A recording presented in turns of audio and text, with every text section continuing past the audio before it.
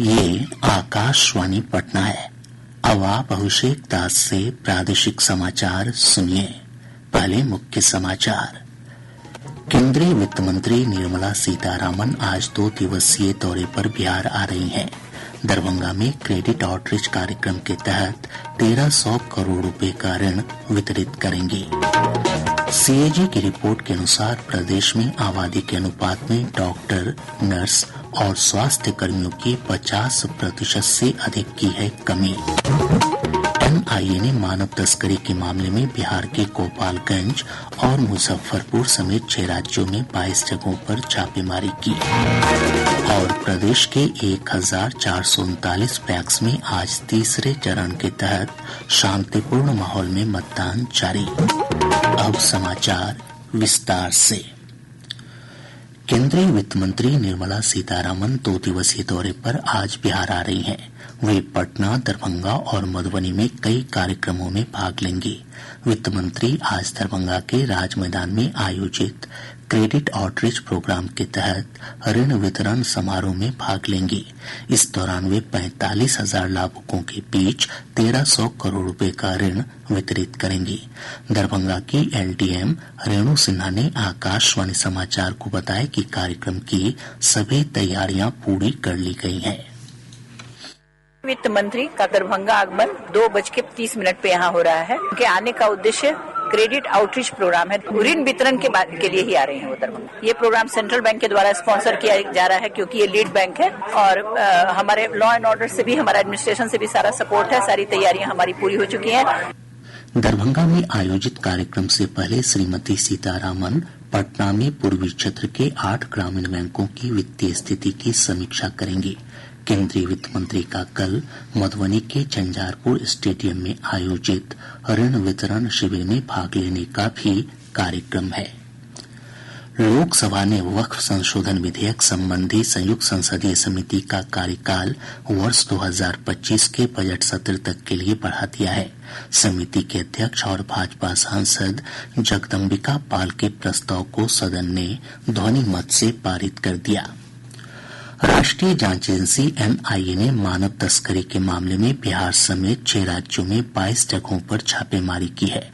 प्राप्त जानकारी के अनुसार गोपालगंज में 6 स्थानों पर छापे मारे गए और एक टूर एंड ट्रेवल्स एजेंसी के ठिकाने से 35 लाख रुपए बरामद किए गए। मुजफ्फरपुर के करजा थाना क्षेत्र के चमरुआ गांव में भी छापेमारी हुई है। जिन आरोपियों के ठिकाने पर छापेमारी हुई है वे कंबोडिया स्थित भारतीय एजेंटों के सहयोगी या रिश्तेदार हैं। इन पर दक्षिण पूर्वी एशियाई देशों में भारतीय युवाओं की तस्करी में शामिल होने का आरोप है। जांच एजेंसी ने गोपालगंज में 2 संदिग्धों को हिरासत में लेकर पूछताछ भी की है। हालांकि बाद में दोनों को छोड़ दिया गया।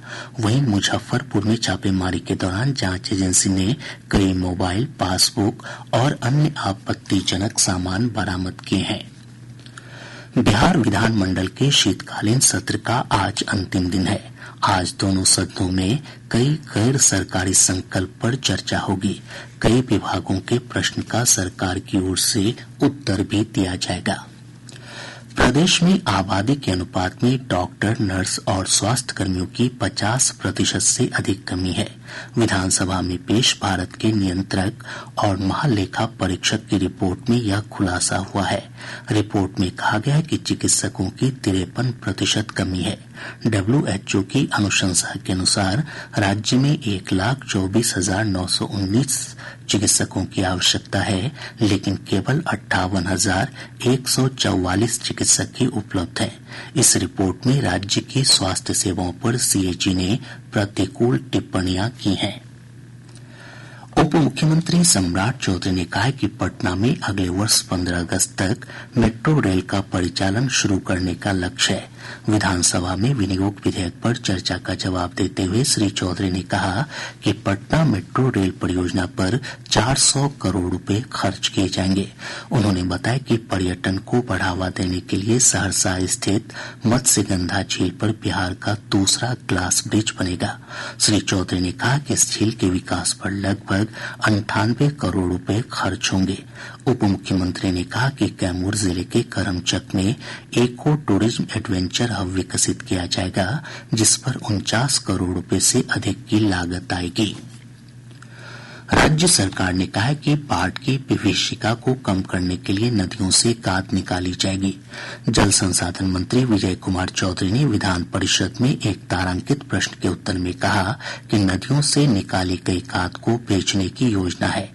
उन्होंने कहा कि मॉडल प्रोजेक्ट के तौर पर बांका के चांदन डैम से खाद निकालकर उसके व्यावसायिक उपयोग की अनुमति दी जाएगी। इससे सरकार को राजस्व के रूप में 49 करोड़ रुपए मिलेंगे। श्री चौधरी ने कहा कि यदि यह प्रयोग सफल रहा तो अन्य नदियों से भी खाद निकालने का काम होगा। उन्होंने कहा कि पिछले दिनों कोसी नदी में आई बाढ़ के दौरान भीमनगर बराज के ऊपर से पानी का बहाव होने लगा था। श्री चौधरी ने कहा कि बराज की जांच के लिए केंद्र सरकार को पत्र लिखा गया है।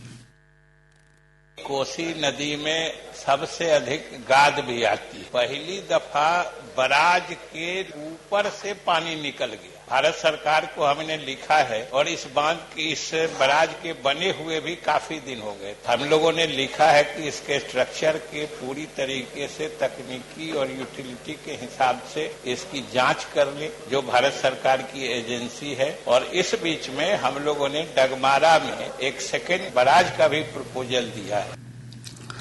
बिहार कृषि विश्वविद्यालय सबौर में विभिन्न पदों पर हुई नियुक्तियों में अनियमितता और धांधली के आरोपों की जांच होगी।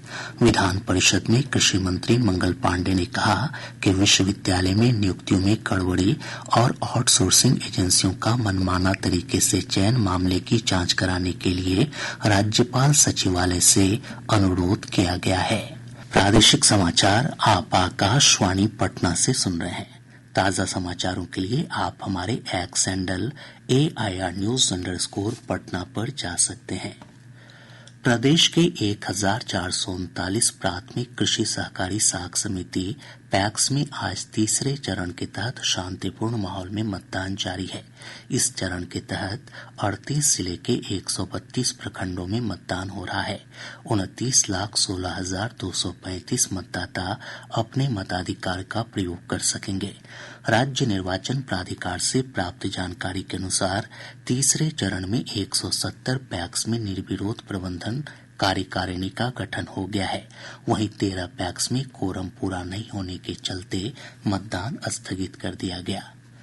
प्रदेश के तापमान में उतार चढ़ाव की स्थिति बनी हुई है। मौसम विभाग के अनुसार पिछले 24 घंटों के दौरान कई स्थानों पर तापमान में गिरावट दर्ज की गई। राज्य का औसत अधिकतम तापमान 26.5 डिग्री सेल्सियस दर्ज किया गया। वहीं औसत न्यूनतम तापमान 13.9 डिग्री सेल्सियस रहा। मौसम विज्ञान केंद्र पटना के अनुसार राज्य के तापमान में धीरे धीरे गिरावट आने की संभावना है। इधर घने कोहरे के कारण पटना और दरभंगा में हवाई यातायात प्रभावित हुआ है। अन्य स्थानों पर सड़क और रेल यातायात के प्रभावित होने की खबर है। प्रदेश में वायु प्रदूषण का स्तर लगातार बढ़ता जा रहा है। बिहार राज्य प्रदूषण नियंत्रण बोर्ड के अनुसार पिछले 24 घंटों के दौरान बिहार शरीफ की हवा सबसे खराब रही। यहां का AQI 317 दर्ज किया गया। वहीं हाजीपुर का AQI 300, मुंगेर का 293 और भागलपुर का AQI 283 दर्ज किया गया। राजधानी पटना का वायु गुणवत्ता सूचकांक 239 रहा। बिहार लोक सेवा आयोग ने 32वीं बिहार न्यायिक सेवा का अंतिम परिणाम जारी कर दिया है। परीक्षा में 153 अभ्यर्थी अंतिम रूप से चयनित हुए हैं। मेधा सूची में हर्षिता सिंह ने पहला स्थान प्राप्त किया है। दूसरे स्थान पर सुप्रीति अग्रवाल और तीसरे स्थान पर सुप्रिया गुप्ता हैं। परीक्षा में कुल 75 महिला अभ्यर्थियों को सफलता मिली है। अरवल सदर थाना क्षेत्र के प्रसादी इंग्लिश गांव के पास बारातियों से भरी एक कार सोन नहर में गिर गई। इस हादसे में कार सवार दंपति, उनकी बच्ची समेत 4 लोगों की मौत हो गई और 3 अन्य गंभीर रूप से घायल हो गए। इधर सुपौल के जदिया थाना क्षेत्र के बघेली और राघोपुर थाना क्षेत्र के रामविशनपुर में हुए सड़क हादसों में 3 युवकों की मौत हो गई। बेगूसराय के सिमरिया स्थित राजेंद्र सेतु पर स्पैन संख्या 5 पर ढलाई कार्य के कारण आज रात 10 बजे से कल सुबह 6 बजे तक वाहनों के परिचालन पर रोक रहेगी। पूर्व मध्य रेलवे ने इस संबंध में सूचना जारी कर कहा कि लोग इस अवधि के दौरान वैकल्पिक मार्गों का प्रयोग करें। इस दौरान एम्बुलेंस समेत अन्य आपातकालीन सेवाओं को छूट दी जाएगी। दानापुर से पुणे के बीच 12 दिसंबर तक प्रत्येक दिन स्पेशल ट्रेन का परिचालन किया जाएगा। यह ट्रेन दानापुर से सुबह 6:30 पर पुणे के लिए रवाना होगी। वहीं वापसी में यह ट्रेन पुणे से प्रतिदिन रात 7:55 पर दानापुर के लिए प्रस्थान करेगी।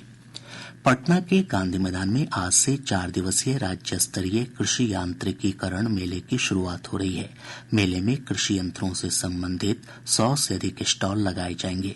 शिक्षा विभाग ने दरभंगा के जिला शिक्षा पदाधिकारी समर बहादुर सिंह और डीपीओ रवि कुमार को भ्रष्टाचार के आरोप में निलंबित कर दिया है। पटना के दानापुर थाना क्षेत्र अंतर्गत नया टोला में अपराधियों ने एक जमीन कारोबारी की गोली मारकर हत्या कर दी। पुलिस ने भूमि विवाद को हत्या का कारण बताया है। भोजपुर जिले की एक अदालत ने हत्या के मामले में 2 दोषियों को आजीवन सश्रम कारावास की सजा सुनाई है। दोषियों पर 60,000 रुपए का जुर्माना भी लगाया गया है। अब पटना से प्रकाशित प्रमुख समाचार पत्रों की सुर्खियां। आज के सभी समाचार पत्रों ने अलग अलग खबरों को प्रमुखता से प्रकाशित किया है। हिन्दुस्तान लिखता है महाराष्ट्र के सीएम का नाम तय, जल्द होगा ऐलान। दैनिक जागरण की सुर्खी है हेमंत सोरेन ने ली चौथी बार झारखंड के मुख्यमंत्री पद की शपथ। दैनिक भास्कर लिखता है पटना यूनिवर्सिटी छात्र संघ चुनाव मार्च में होगा, फरवरी में शेड्यूल। प्रभात खबर ने लिखा है निर्मला सीतारामन आज पटना में करेंगी 8 ग्रामीण बैंकों की समीक्षा। राष्ट्रीय सहारा के शब्द हैं सीमा से पीछे हटने के करार पर बढ़ रहे भारत चीन।